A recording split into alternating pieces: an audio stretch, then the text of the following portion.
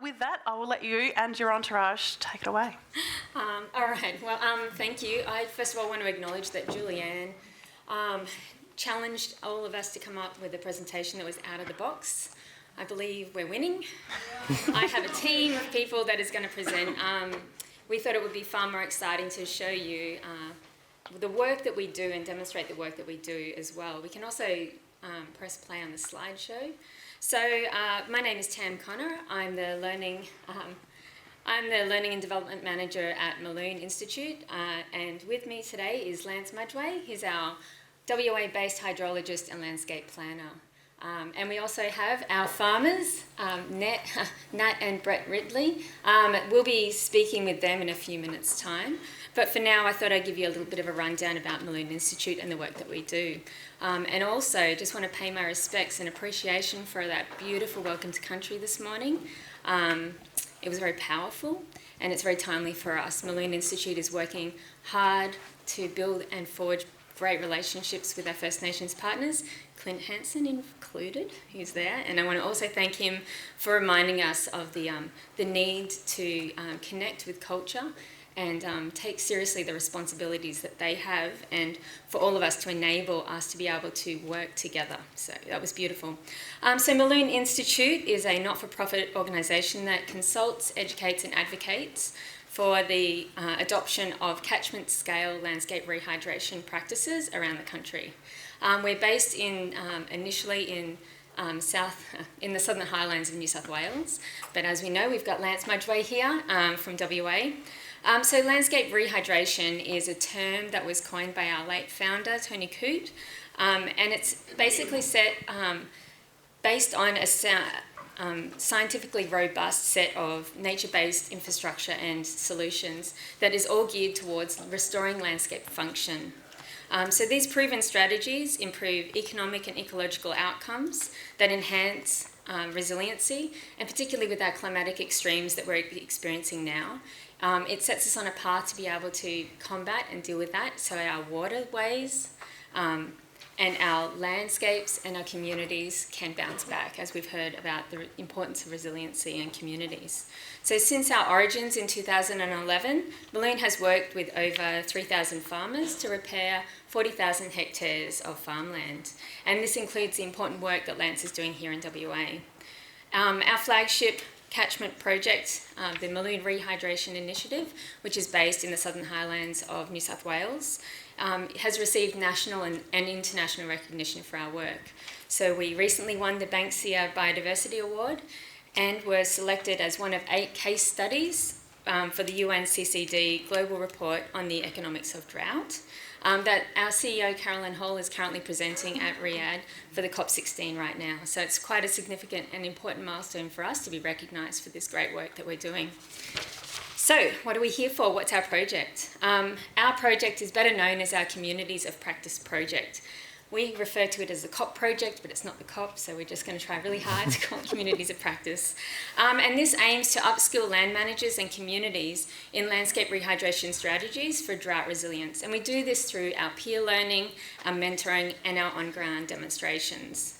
And what's our ethos? Our ethos is about recognising that our solutions require a whole of catchment and whole of community approach. Practice change, as we know, is as much of a social process as it is acquiring new skills. So our learning program's ethos really is that we recognise that everyone in the room is an expert in something, and we all can work together to contribute to the cause. So we intentionally foster a positive learning environment to build a group's shared understanding, skills and confidence in this work. As facilitators and as science communicators, we use a wide range of novel learning activities. As you can see behind me, we're just showing you photos of all of our beautiful work that we do together and our practical skills building approaches. We all do this to achieve that understanding. So the project is interwoven with 2 different streams. We've got our land managers course, and we also have our professionals, our natural resource management professionals course. And we do this delivered via a scaffolded learning experience. So we go through our field days, our boot camps as we call it, which is quite active, and I'm sure the Ridleys have got a lot to say on that, and our intensives for our professionals. with our mentoring, which is what these guys are going through right now, and our on-ground, boots-on-ground day, where we get out there and we actually do the skills building together. And this is supported through our online forums, our videos, our case studies, our written resources, and our animation series. Our emerging practitioners in the mentoring program are supported in the growing of their decision making to plan, design, and implement their own project. We recognise that one-on-one mentoring is the linchpin that's between knowing and understanding and taking that action. Sometimes it could be as simple as a little handhold just to get you through something. Sometimes it's a lot more intensive to try and get a broader understanding of, or maybe they've got a very complex property that they need to work on. So every single property and every single mentoring program is unique and tailored to what they need.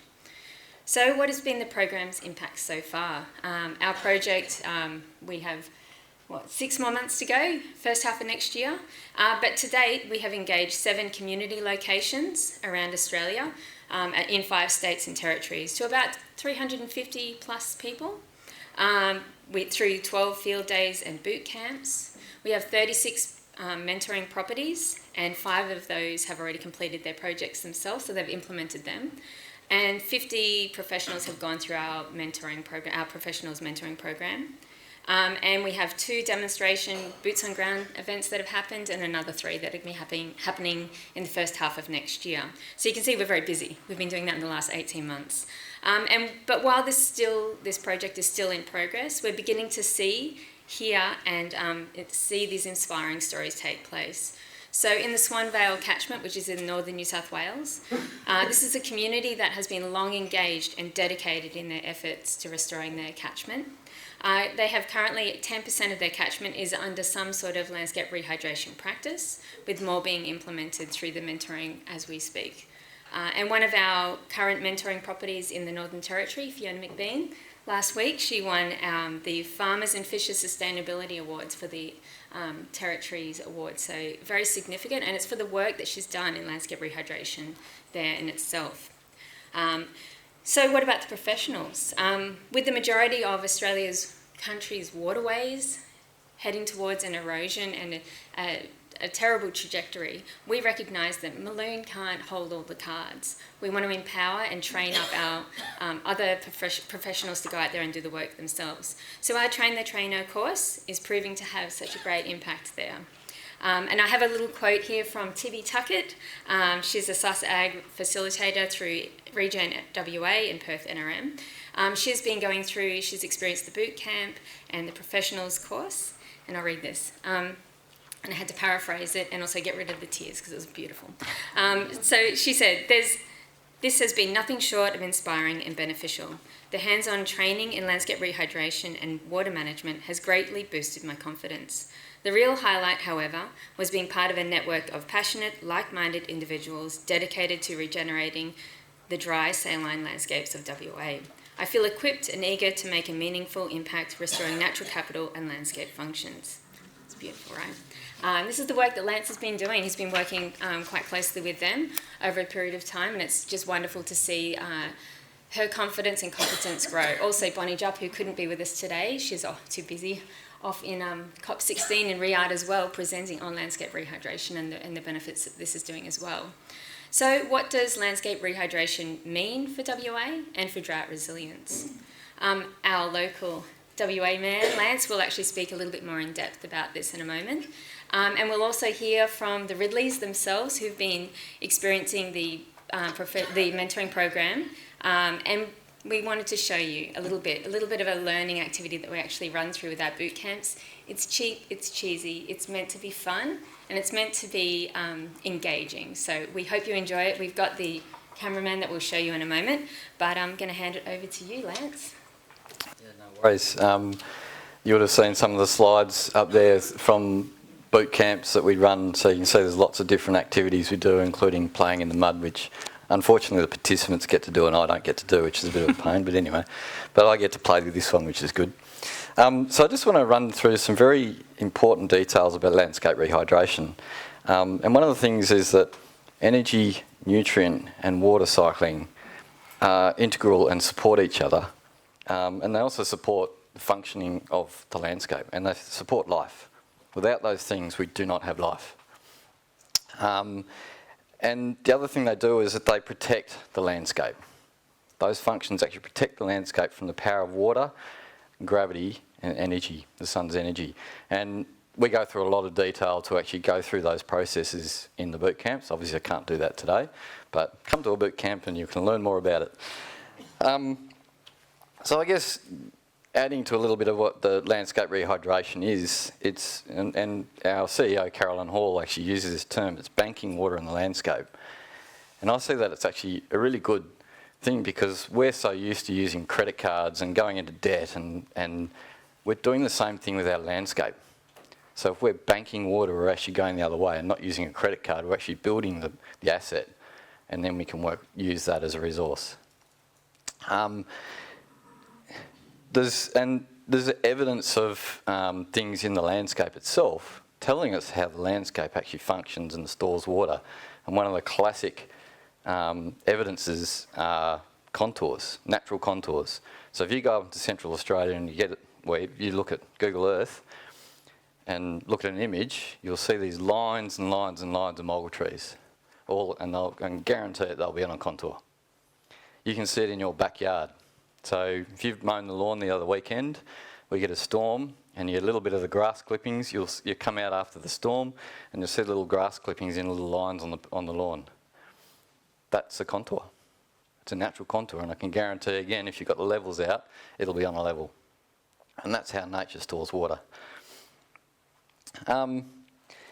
So I guess one of the things that we do at Maloon is that one of the things we go through in the boot camps and the professional intensive is that we apply design principles to what we do, so that what we do lasts, or lasts as long as it needs to last. So eventually what we're really actually doing is building a foundation for nature to take over.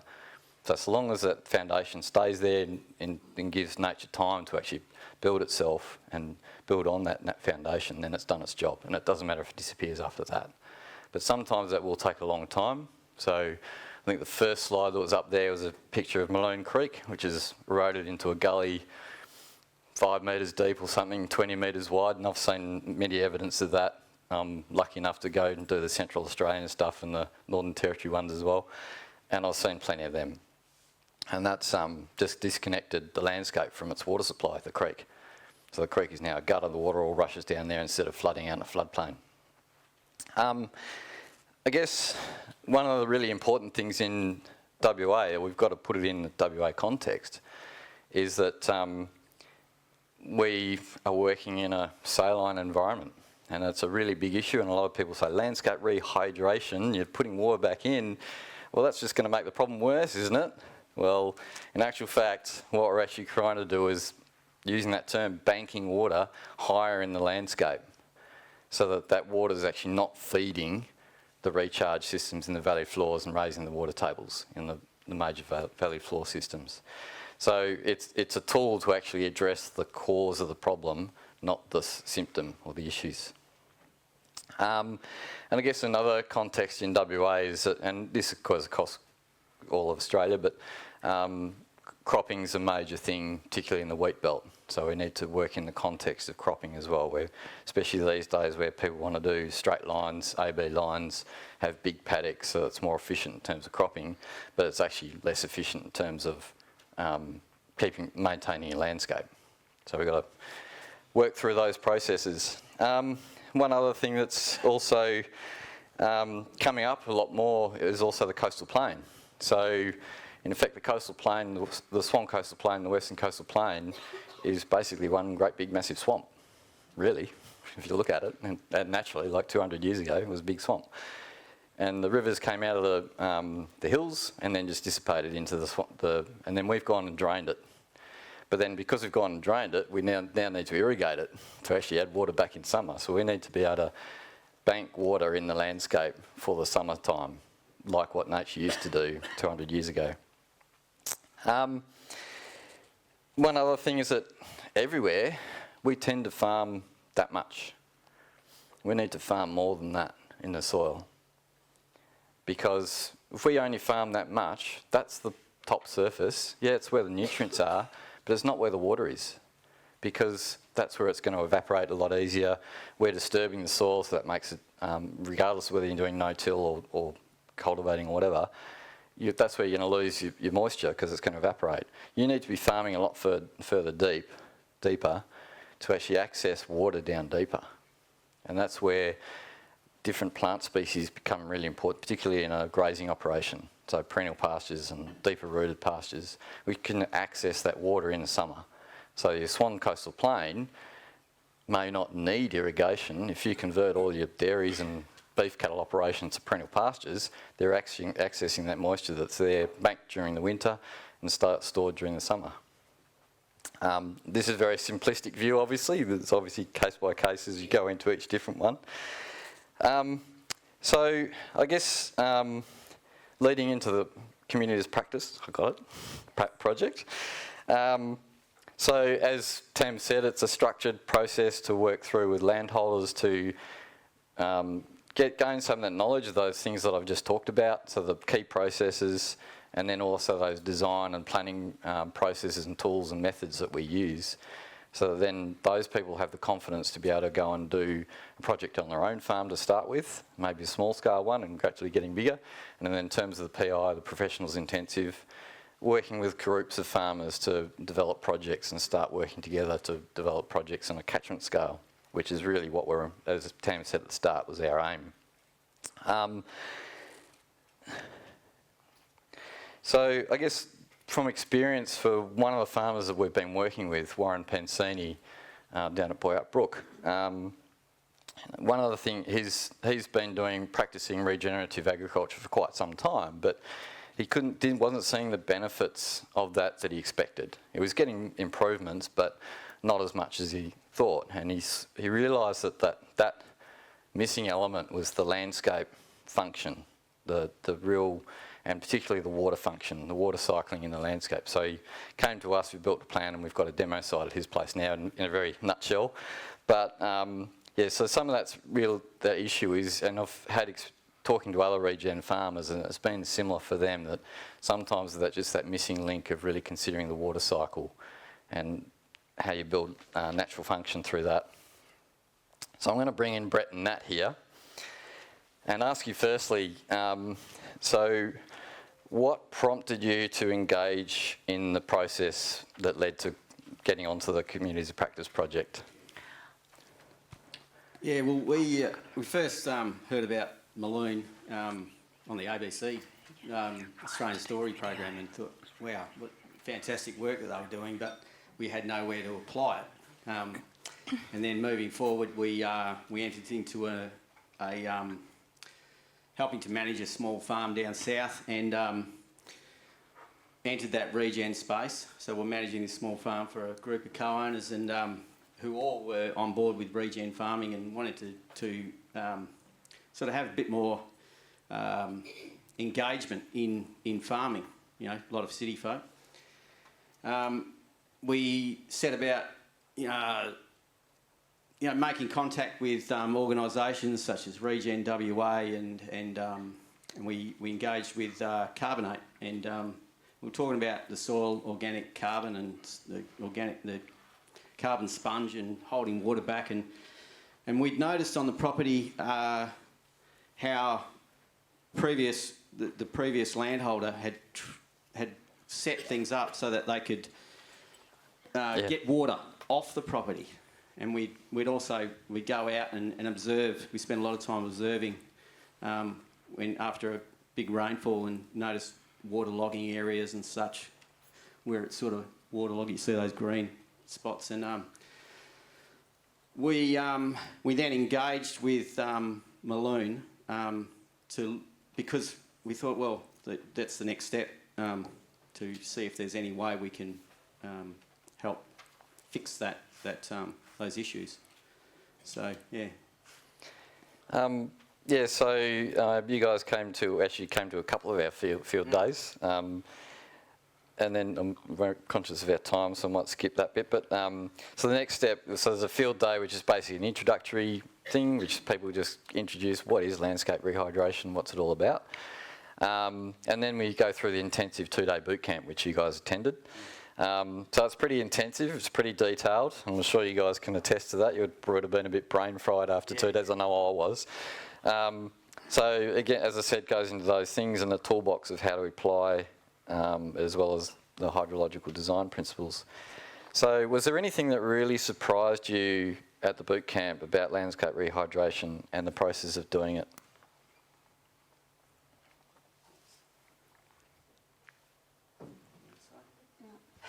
Nothing?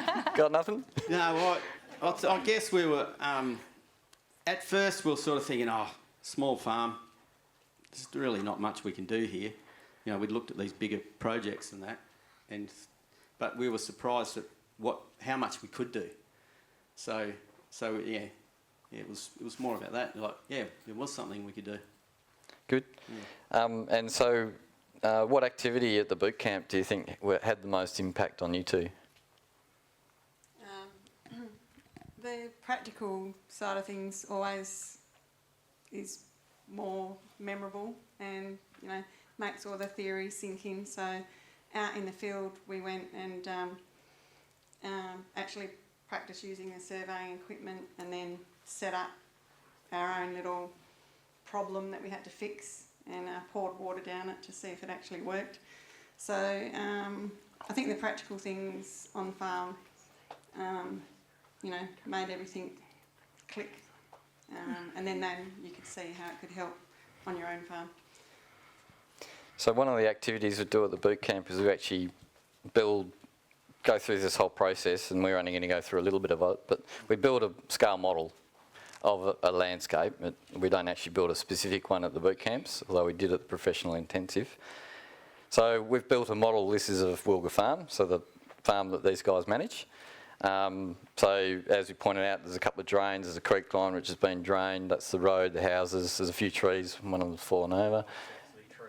They're trees. Yeah, they're trees. Yeah, fallen over tree. We've got a couple of dams and we've got a couple of soaks. We've got a bit of a wetland which borders onto a neighbouring property that actually feeds this way, not that way. So there's a bit of a sand ridge through there which water sort of seeps through and you get wet on the boundary there and stuff like that. So that's our model. So we basically in the boot camps we have a blank landscape, and then we get the participants to actually build it, so like it would have been naturally. And then the second stage of that is that they bust it, so they actually go and turn it into what it would look like now. And then the third stage is once we've gone through all the toolbox and everything, they come back and they actually do some stuff to actually fix it. So we're going to go through the last stage in a minute. So the next stage of this process is the mentoring, as Tam went through, which just basically steps people through the process of planning and gives them support while they're doing it. So you guys are a part of that process, although we're only part way through it. But what are your key sort of outcomes or outtakes from that process so far for you? So the mentoring program. Yeah. Particularly in the planning process. Yeah, so Lance came out for a whole day, walked around the property with us and just chatted, and that really helped cement our understanding of what was happening across the property, and then actually plotting that on a digital map helped to understand the solutions that we could do to help those areas. And like Brett said, even though it's a small farm, there's still a lot we can do that's not going to be costly, but we can also plan long term. So we really want to divide up some paddocks, but we don't want to do that until we know exactly where all the contours are. And so all that prior planning is going to help us, so we're not having to do redo fencing that's going to be in the way of future works. So having all that recorded on a digital map with photos for evidence gets in the way. is going to be really beneficial for long-term planning and help us create those steps moving forward. So as you can see, some of the works that these guys have mapped out of what they're going to do. So we've got a, that's not going to work, but so we've got a nice key line around the sort of a bit of a break of slope. I should add that there's only about 10 metres fall over the whole property of, what's the distance from there to there, about 3K? Well, it'd be less than that, wouldn't it? Oh, yeah. No, it'd be about a K or something. So not a huge, it's pretty flat. It's down nearby Upbrook, sort of on a laterite sandy plateau, or would have been Jarrah country. 3 sides is surrounded by Jarrah, Jarrah forest, state forest, is it? Most of it? Yep. Yep. So, but underneath there's laterite cap, so pretty hard. So water just accumulates and sits. Where do I put my notes? So yeah, so hypothetically, if you were to say, obviously you don't have any cleared neighbours, but if you were going to take on a neighbouring property, how confident do you think you'd be able to go through the process on your own without support? Well, I guess... You're supposed to say very confident. Yeah, absolutely. Well, it goes back to, like the support that we've had from Malone along the way, which has given us the confidence then to would give us the confidence to go and look at another property and be able to pick out, different problem areas and then potential solutions. Of course, collaborating back with Lance perhaps to confirm all those things. But yeah, you could go out there and be quite confident to have a crack. But there's so much in the long-term, I suppose, observation and planning. So before you start taking action and then messing something up and then having to go back and fix it, so I think the importance in planning all the actions. So one of the critical things is, if you plan your water infrastructure and your water landscape, I suppose you say, you can then start planning what you do around that. So one of the key aspects of this property is not so much managing the water, it's about these areas and how you integrate them into your production process. So you're predominantly grazing, so whether some of these might be planted out to native wetland species, melaleucas and stuff, but some of these could also be planted out to waterlogging tolerant perennial pastures.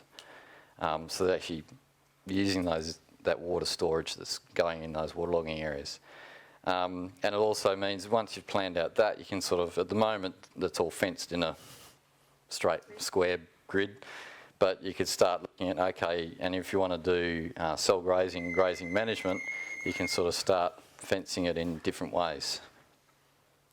Anyway, last question was, what do you anticipate in the future, including the project day? Hopefully we'll have it on here or on your property. You're very welcome to come and have project day at our place. We're planning it out step by step, as I said, so thinking about budgets and things, we can now go ahead and put in some fencings that aren't going to be affected by the contour. So we can also start planting in those wet areas, and we know what sort of species to plant because Lance helped us with that, because we're not generational farmers, we're new to all this, so any advice we take on board. And we also know what the dams are doing as well, so there was a lot more into it. Lance makes it sound easy and it does look simple, but when you get into it, it's really looks easy, but you want to do it right the first time. So we're very lucky to be able to just start with small little areas and work our way towards the big picture. I'm going to call time on that for you. Thank you so much. We really appreciate that you've come out here. It takes a lot of bravery. Also, you're showing us your property that has issues, and we recognise that can be pretty sensitive. It's very personal. Your property is your baby, so thank you for sharing that. And so just to summarise, For us, the demand for a communities of practice format is growing. We know in Western Australia the demand and the understanding of the impact and the benefits that this can have on communities is starting to really heat up. So we're very excited to continue the work here. We are seeking to do catchment scale rehydration works. That's the aim. We know that landscape function needs that whole of catchment approach to holding on to that water, looking after it and having it cycle well. This format is, this communities of practice format is also forming the foundations of a beautiful new relationship that we have with our First Nations partners as we forge ahead in working on our landscape function toolkit for monitoring, and also with our water stewardship skills certificate. We recognise that we're looking to, and actually I'm going to quote you, Clint, like you mentioned this a few weeks back, that healing of landscapes needs to happen on country by people from that country. And our intent for Maloon is to be able to hand as much information that we have in our understanding to collaborate on a new journey together for economic and ecological outcomes that benefit everybody, especially our First Nations partners. So thank you, everybody. Thank you, Tam, and thank you also to Lance and Brett and Nat as well. Thank you so much for coming and being